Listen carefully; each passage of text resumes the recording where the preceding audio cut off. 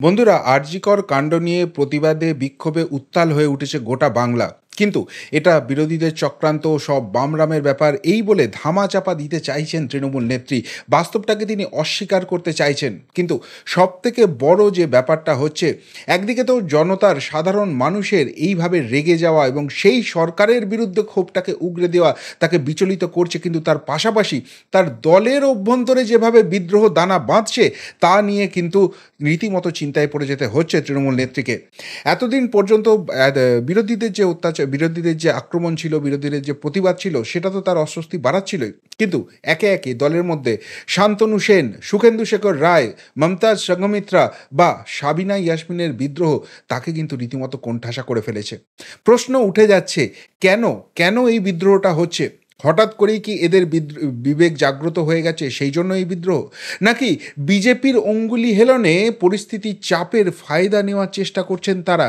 নাকি তার থেকেও বড় প্রশ্ন, শাসক দলের অভ্যন্তরে একটা বড় অংশের এখানে অনুপ্রেরণা রয়েছে এবং যার ফলেই রীতিমতো টলমল করে উঠছে মমতা বন্দ্যোপাধ্যায়ের গদি, সেই নিয়েও প্রশ্ন উঠে যাচ্ছে কে কোন ইকুয়েশনে কোথায় দাঁড়িয়ে রয়েছে এবং কেন এটা তৃণমূল নেত্রীর মাথা ব্যথার কারণ হচ্ছে এবং আগামী দিনে এই বিদ্রোহ আরও বাড়বে এবং কিভাবে তার নবান্নের ১৪ তলার সাম্রাজ্যকে তছনছ করে দেবে তারই উত্তর খোঁজার চেষ্টা করব এই প্রতিবেদনে। নমস্কার, প্রিয়বন্ধু মিডিয়ায় আপনাদের স্বাগত এবং আপনারা দেখছেন প্রিয়বন্ধু বাংলা, সত্যের সন্ধানে সর্বদা আমি শুদ্ধশীল। বন্ধুরা, শান্তনু সেন বা সুখেন্দু শেখর রায়কে নিয়ে পরে ব্যাখ্যায় আসছি, কিন্তু তাদের থেকেও বেশি বিড়ম্বনা যোগাচ্ছেন যে দুজন নেত্রী, তারা হলেন সাবিনা ইয়াসমিন এবং মমতাজ সঙ্ঘমিত্রা। ডক্টর মমতাজ সঙ্ঘমিত্রা বর্ধমান দুর্গাপুর আসন থেকে তৃণমূল কংগ্রেসের প্রাক্তন সাংসদ ছিলেন এবং তারপর তিনি কিন্তু সুরিন্দর সিং আহলুওয়ালিয়ার কাছে হেরে যান এবং সেই জায়গা থেকে এতদিন তাকে কিন্তু রাজনীতির ময়দানে আর খুঁজে পাওয়া সেইভাবে যায়নি। কিন্তু এই মমতাজ সঙ্ঘমিত্রা যেদিন ১৪ তারিখের রাত্রে রাত দখলের লড়াইয়ে নেমেছে মেয়েরা বলে যে যে প্রতিবাদ কর্মসূচিটা বাংলা জুড়ে হয়, সেখানে তিনি পা মিলিয়েছিলেন, বর্ধমানের মিছিলে তিনি ছিলেন এবং সেটা কিন্তু যথেষ্ট অস্বস্তি বাড়িয়েছিল তৃণমূলের। কেন? কেননা একে তো তিনি মহিলা মুখ, ২ নম্বর তিনি হচ্ছেন আ সংখ্যালঘু সম্প্রদায়ের কিন্তু প্রতিনিধি। সেই জায়গা থেকে তিনি বিদ্রোহী হয়ে ওঠা, তিনি এই বিরোধী জায়গাটায় আসা, এই জায়গাটা কিন্তু মমতার আ ঘুম রীতিমতো নড়িয়ে দিচ্ছে। এর পাশাপাশি সাবিনা ইয়াসমিন রাজ্যের সেচ মন্ত্রী, তিনি কিন্তু আজকে গিয়েছিলেন মালদা মেডিকেল কলেজে। সেখানে যথারীতি যারা জুনিয়র ডাক্তার রয়েছেন তারা প্রতিবাদ কর্মসূচিতে রয়েছেন, তারা আন্দোলনে রয়েছেন এবং সেই জায়গায় গিয়ে সাবিনা ইয়াসমিন যে কথাগুলো বলেছেন সেটা কিন্তু দলীয় যে স্টান্স তার কিন্তু উল্টো সুরে বাজছে।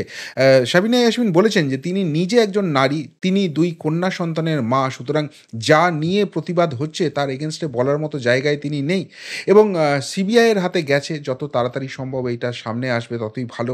এবং যে কথাগুলো বলেছেন সেখানে কিন্তু কোথাও তিনি বাম রাম চক্রান্তের কথা খুঁজে পাননি। বরং এটা যে সার্বিকভাবে স্বতঃস্ফূর্ত একটা জনরোষ হচ্ছে এবং সেটা বাংলার সাধারণ মানুষ এই প্রতিবাদটা করছে, এই কথাই কিন্তু বারে বারে প্রতিফলিত হচ্ছে। যেটা মমতা বন্দ্যোপাধ্যায় যে তত্ত্বটা, যে লাইনটা খাড়া করতে চাইছেন তার এগেইনস্টে চলে যাচ্ছে। এক্ষেত্রেও মমতা বন্দ্যোপাধ্যায়ের অস্বস্তি আরও বাড়ছে। তার কারণ হচ্ছে সাবিনা ইয়াসমিন, তিনি মন্ত্রী এবং মহিলা মুখ এবং তার থেকেও বড় কথা সংখ্যালঘু সম্প্রদায়ের প্রতিনিধি।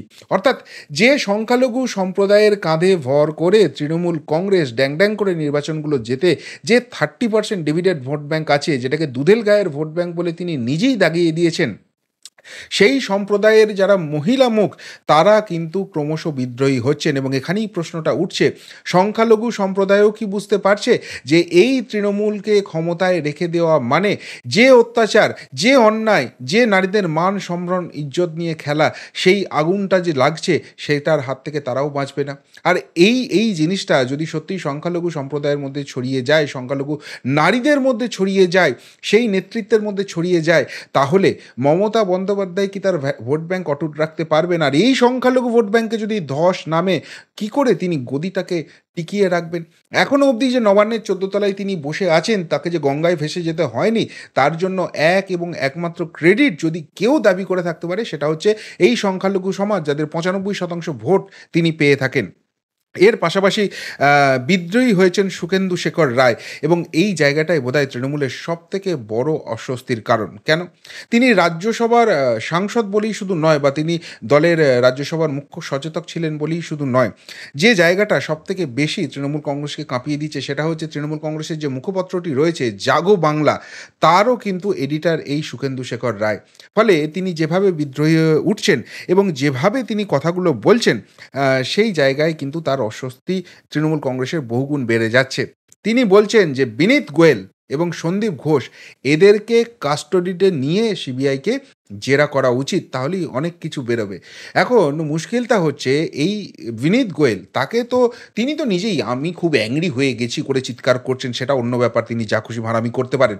কিন্তু তাকে ক্লিনচিট দিচ্ছেন, তাকে বিশাল বড় সার্টিফিকেট দিচ্ছেন খোদ দলনেত্রী মমতা বন্দ্যোপাধ্যায়, এবং বলছেন যে কলকাতা পুলিশকে দিয়ে তিনি যা তদন্ত করিয়েছেন এবং সমস্ত কিছু নাকি তিনি করে ফেলেছেন। সেখানে সুখেন্দু শেখর রায়ের কথাতেই কিন্তু এই জায়গাটা পুরোপুরি উল্টে পাল্টে যাচ্ছে। আজকে সবথেকে মজার কথা হচ্ছে যে সুখেন্দু শেখর রায় একটি দীর্ঘ এক্সে পোস্ট করেছেন এবং সেই এক্স হ্যান্ডেলে পোস্টে তিনি কোনো এক রায়ের কথা বলেছেন। এবার এইটা নিয়েই জল্পনা শুরু হয়ে গেছে, কোন রায়ের কথা বলছেন, কোন রায়ের এত শক্তিশালী হলো কী করে প্রশ্ন তুলছেন সুখেন্দু শেখর রায়। যে জায়গাটা জানা যাচ্ছে যে তিনি কারুর নাম না নিলেও ইনি হচ্ছেন শ্রীরামপুরের বিধায়ক সুদীপ্ত রায়। এবং কেন এই জায়গাটা আসছে? কেননা আরজি কারের সঙ্গে তার একটা সম্পর্ক রয়েছে। আরজি কারের রোগী কল্যাণ সমিতির চেয়ারম্যান হচ্ছেন এই সুদীপ্ত রায়, এবং এই সুদীপ্ত রায় আবার সন্দীপ ঘোষের খুব ঘনিষ্ঠ। আর দুয়ে দুয়ে চার অন্য জায়গায় হয়ে যাচ্ছে, যেহেতু এই রায়ের বিরুদ্ধে মুখ খুলেছেন সুখেন্দু শেখর রায়, সাথে সাথে শ্রীরামপুরের বিধায়কের যিনি আবার গডফাদার বলে তৃণমূলের অন্দরে পরিচিত সেই কল্যাণ ব্যানার্জি, তিনি আবার বড় বড় বাগাড়ম্বর শুরু করে দিয়েছেন। ফলে এই যে রায়কে এক্সপোজ করার চেষ্টা করছেন সুখেন্দু শেখর রায়, সেইটা কল্যাণ ব্যানার্জির এই কথা থেকে আবার অনেকেই কিন্তু কনফিডেন্ট হয়ে যাচ্ছেন।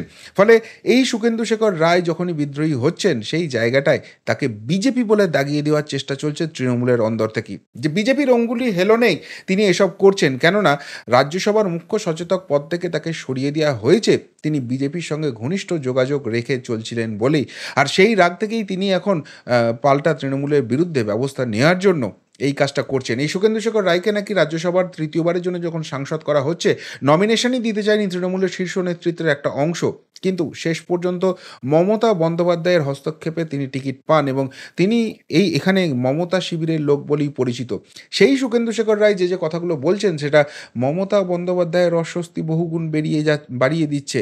ফলে প্রশ্নটা উঠছে, শুধুমাত্র বিজেপির অঙ্গুলি হেলনে চললে কি সুখেন্দু শেখর রায় এতখানি শক্তিশালী পদক্ষেপ নিতে পারতেন, নাকি দলের মধ্যেই একটা বিদ্রোহী গোষ্ঠী তৈরি হয়ে গেছে যেটা মমতা বন্দ্যোপাধ্যায়ের থেকেও শক্তিশালী এবং সেখানে প্রশাসনের উপর তার কন্ট্রোল আছে, তার অঙ্গুলি হেলনে মমতা বন্দ্যোপাধ্যায়কে কোণঠাসা করতে সুখেন্দু শেখর রায়ের এই বড় পদক্ষেপ। এই জল্পনাটা আরও বাড়ছে, তার কারণ হচ্ছে শান্তনু সেনকে নিয়ে যে অবস্থানটা রয়েছে, তিনিও বিবেকের তাড়নায় তৃণমূলের এগেনস্টে কথা বলছেন, আরজি কর নিয়ে আর কিছু কথা বলবেন না, এই ধরনের কথা বলছেন। সাথে সাথে শাস্তিমূলক ব্যবস্থা হিসেবে দলীয় মুখপাত্র পদ থেকে তাকে সরিয়ে দেওয়া হয়েছে। তার স্ত্রীকে দলের যে কাউন্সিলরদের হোয়াটসঅ্যাপ গ্রুপ আছে সেইখান থেকে সরিয়ে দেওয়া হয়েছে। এমনকি তিনি কলকাতা পুরসভার স্বাস্থ্য উপদেষ্টা পদে নাকি ছিলেন, তার জন্য একটা আলাদা রুম ছিল, সেখান থেকে তার নেম প্লেট সরিয়ে দেওয়া হয়েছে। যদিও ফিরহাদ হাকিম এটাকে অস্বীকার করেছেন, কিন্তু প্রবলেমটা হচ্ছে এই শান্তনু সেন এত বিদ্রোহী হয়ে উঠছেন কেন? সেখানেও উত্তর খুঁজতে গিয়ে একটা কমন লিঙ্ক পাওয়া যাচ্ছে সুখেন্দু শেখর রায়ের সঙ্গে। কোন কমন লিঙ্ক পাওয়া যাচ্ছে? সুখেন্দু শেখর রায় যে রায়ের উল্লেখ করেছেন, সেই সুদীপ্ত রায় যদি হয়ে থাকেন, তাহলে সেই সুদীপ্ত রায় এবং শান্তনু সেন 1 নম্বর ওয়ার্ডের বাসিন্দা, অর্থাৎ ওই কাশীপুর এলাকার বাসিন্দা। সেখানে এই যে আরজিকর কলেজ, মেডিকেল কলেজ রয়েছে, তার এর আগের রোগী কল্যাণ সমিতির চেয়ারম্যান এই শান্তনু সেনই ছিলেন। তাকে সরিয়ে দিয়ে সুদীপ্ত রায়কে নিয়ে আসা হয়েছে। এই সুদীপ্ত রায় সন্দীপ ঘোষের আবার অত্যন্ত ঘনিষ্ঠ। সন্দীপ ঘোষের যে গডফাদার, তিনি আবার তৃণমূলের শীর্ষ নেতৃত্বের অত্যন্ত ঘনিষ্ঠ। ফলে সব দিক থেকে ইকুয়েশনে এই সুদীপ্ত রায়কে নিয়ে এসে সন্দীপ ঘোষের যে জায়গাটা, পাওয়ারফুল জায়গাটা, সেটাকে এস্টাবলিশ করতেই কি শান্তনুকে ছেঁটে ফেলা হচ্ছে? রাজ্যসভার টিকিট দেওয়া হয়নি, বিধানসভার উপনির্বাচনের টিকিট দেওয়া হলো না, এমনকি এখনও সমস্ত পদ থেকে সরিয়ে দেওয়া হচ্ছে। ফলে কি তিনি বিদ্রোহী হয়ে উঠছেন? এবার প্রশ্নটা হচ্ছে, শান্তনু সেন বা সুখেন্দু শেখর রায় এদের দুজনের সঙ্গেই কিন্তু বিজেপির সম্পর্ক রয়েছে, এমন গুঞ্জনটা তৃণমূলের অন্দরেই উঠছে। এবার প্রশ্ন হচ্ছে, সত্যিই বিজেপির সঙ্গে যোগাযোগ রেখে থাকলে বিজেপির অঙ্গুলি হেলনে এরা এতখানি বিদ্রোহী হয়ে উঠতে পারতেন? সম্ভব ছিল? নাকি প্রশ্নটা আরো বৃহত্তর? সেটা হচ্ছে, তৃণমূলেরই একটা বড় অংশ যেটা শীর্ষ নেতৃত্বে আছে, তারা আর মমতা বন্দ্যোপাধ্যায়কে ওই ১৪ তলায় দেখতে চাইছেন না। তারাই চাইছেন দলের মধ্যে একটা বড়সড় রাজনৈতিক ভূমিকম্প হোক এবং সেই ভূমিকম্পের চোটে মমতা বন্দ্যোপাধ্যায় সহ তার ঘনিষ্ঠ যারা রয়েছেন প্রত্যেকে রাজনীতির অলিন্দ থেকে ছিটকে যাক এবং এই যে অপেক্ষাকৃত তরুণ প্রজন্মটা রয়েছে তারা তৃণমূল এবং নবান্নের ১৪ তলার দখল নিক। সেই জন্যই কি শান্তনু সেন বা সুখেন্দু শেখর রায় বা সাবিনা ইয়াসমিন বা মমতাজ সংঘমিত্রাকে দিয়ে এই বিদ্রোহী পরিবেশটা তৈরি করে দেওয়া হচ্ছে? অর্থাৎ একদিকে সাবিনা ইয়াসমিন বা মমতাজ সংঘমিত্রা যখন এই ধরনের মমতা বিরোধী, তৃণমূল বিরোধী মিছিলে পা মেলাচ্ছেন বা সেই রকম সুরে কথা বলছেন, সেই জায়গা থেকে মমতা বন্দ্যোপাধ্যায়কে বার্তা দেওয়ার চেষ্টা হচ্ছে যে সংখ্যালঘু ভোটে ভর করে তুমি ক্ষমতায় থাকবে ভাবছো বাবু, সেই ভোট আর কিন্তু তোমার মধ্যে নেই। সেটা আড়াআড়ি বিভাজনের জায়গায় আমরা নিয়ে চলে এসেছি, ফলে তুমি ক্ষমতায় থাকলেও ক্ষমতায় তোমাকে টিকে থাকতে দেব না, এই ভোট ভাগ করিয়ে দেবো। অন্য দিক থেকে যারা তার শিবিরের লোক, সেই শিবিরেও ভাঙন ধরানোর চেষ্টা হচ্ছে এবং তাদেরকে দিয়েই বিদ্রোহটা ঘোষণা করানোর চেষ্টা হচ্ছে। ফলে বার্তা দেওয়ার চেষ্টা যে তোমার সময় এসে গেছে, এবার মানে পদত্যাগটা করো, এই অপেক্ষাকৃত তরুণ প্রজন্মর হাতে দায়িত্বটা ছেড়ে দাও।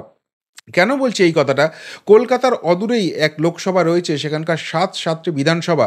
সেখানে একটি বিধানসভার একটি ব্লকেও যে মিছিল বাম রাম চক্রান্ত বলে বার করানোর নির্দেশ মমতা বন্দ্যোপাধ্যায় দিয়েছিলেন, সেই মিছিলের একটি জায়গা থেকেও একটি মিছিল বেরোয়নি এবং সেখানকার যে মেডিকেল কলেজ রয়েছে সেখানে ডাক্তাররা বসে রীতিমতো ধর্ণা দিচ্ছেন এবং আজ অবধি, এখনও অবধি একটা কোনো হুমকি বা উঠে যাওয়ার কোনো রকম কোনো ইঙ্গিত কোনো তৃণমূল কর্মীর তরফ থেকে তাদের দিকে যায়নি, যেটা অন্যান্য সমস্ত জায়গায় হচ্ছে। অর্থাৎ স্পষ্ট বার্তা দেওয়া হচ্ছে মমতা বন্দ্যোপাধ্যায়কে যে তোমার কথাটাই শেষ কথা, এই কথা ভাবার দিন তোমার শেষ হয়ে এসছে। এবার তোমার বিরুদ্ধে দলে বৃহত্তর একটা বিদ্রোহের পরিবেশ তৈরি হয়ে যাচ্ছে। ফলে সেই জায়গায় সত্যিই ফাটল হবে এবং তৃণমূলের ডামাডোলে সেখানে বড় কোনো নেতৃত্বের বদল হবে কিনা সেটা ভবিষ্যতের প্রশ্ন। কিন্তু যেভাবে একদিকে জনতা সরে যাচ্ছে, সংখ্যালঘু ভোট সরে যাচ্ছে, তার পাশাপাশি দলের অভ্যন্তরে তার কাছ থেকে কনফিডেন্স চলে যাচ্ছে, তার বিরুদ্ধে তারই ঘনিষ্ঠ যারা তাদের দিয়ে বিদ্রোহ করানো হচ্ছে, ফলে দেয়াল লেখানটা কি তিনি দেখতে পাচ্ছেন? যে দাবিটা প্রথম দিনই করেছিলাম যে নবান্নের ১৪ তলায় ভূমিকম্প হয়ে গেছে, রাজনৈতিক ভূমিকম্প, এবং তাকে নবান্নের গদি ছেড়ে চলে যেতে হবে, সেই জায়গাটাই কি তৃণমূলের অভ্যন্তর থেকেই কার্যত নিশ্চিত করে দেওয়া যাচ্ছে? আর সেটা যদি সত্যিই হয়, রাজনৈতিক জীবনের বোধহয় সবথেকে কঠিন পরিস্থিতির মুখে পড়ে গেছেন মমতা বন্দ্যোপাধ্যায় এবং যে বয়সে এসে এই বিদ্রোহটা তাকে সহ্য করতে হচ্ছে, সেটা আর সামাল দেওয়ার মতো শারীরিক এবং মানসিক জায়গায় তিনি রয়েছেন কি? সেটাই এখন লাখ টাকার প্রশ্ন। ফলে তৃণমূলের অভ্যন্তরের বিদ্রোহ যেন প্রবল প্রশাসক মমতাকে আরও বেশি কাবু করে ফেলেছে, সেটাই এখন সবথেকে বড় চর্চার বিষয় তৃণমূলের অভ্যন্তরে। সত্যিই কি জনগণের এই ক্ষোভ, রাগ এবং দলের অভ্যন্তরের এই বিদ্রোহ সামাল দিয়ে নবান্নের ১৪ তলায় টিকে থাকতে পারবেন? নাকি এবার বিদায় নেওয়ার পালা এই রাজ্যের মুখ্যমন্ত্রী মমতা ব্যানার্জির? উত্তরটা অবশ্যই কমেন্ট বক্সে কমেন্ট করে জানাবেন। এখনকার মতো এখানেই শেষ করলাম, ফেরত আসছি নতুন প্রতিবেদন নিয়ে খুব তাড়াতাড়ি। ভালো থাকবেন, সাথে থাকবেন, পাশে থাকবেন। নমস্কার।